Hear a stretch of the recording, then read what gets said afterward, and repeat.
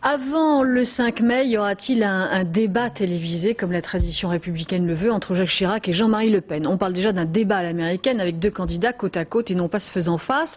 En tout cas, les avis sont très partagés. Pour certains, il est impossible de discuter avec le candidat du Front National. Pour d'autres, au contraire, ce débat est nécessaire, mais sous certaines conditions. Fabrice Turpin. Le choc Chirac-Le Pen aura-t-il lieu? Ce matin, c'est toujours l'incertitude quant à la tenue du traditionnel face-à-face télévisé de l'entre-deux tours. Par le passé, le leader d'extrême droite s'est révélé être un redoutable duelliste. Les coups ne volent pas toujours haut, et jusqu'à présent, seuls Bernard Tapie, Lionel Jospin, Noël Mamère et André Lajoigny ont osé l'affronter. Et cette fois encore, Jean-Marie Le Pen se fait menaçant.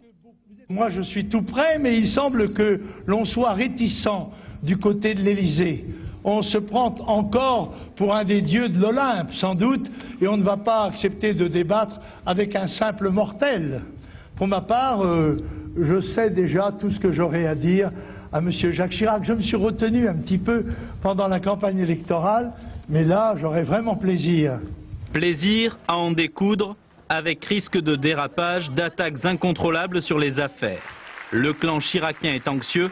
Alors il propose un débat télé à l'américaine, plutôt côte à côte que face à face. Un journaliste pose des questions, les candidats s'adressent à la caméra, ils ont le même temps de parole pour y répondre. Parce qu'il ne faut pas que ça se transforme en pugilat et que on sait que ça peut être le risque. Ça doit être un débat, d'accord? Donc sur la forme, il faut voir comment ça peut s'organiser, mais je ne vois pas pourquoi on priverait les Français de ce débat. Ça me paraît difficile. Une nouvelle forme pour un vrai débat de fond. D'accord, mais Jean-Marie Le Pen respectera-t-il les règles? Avec lui, on le sait en direct, tout reste possible.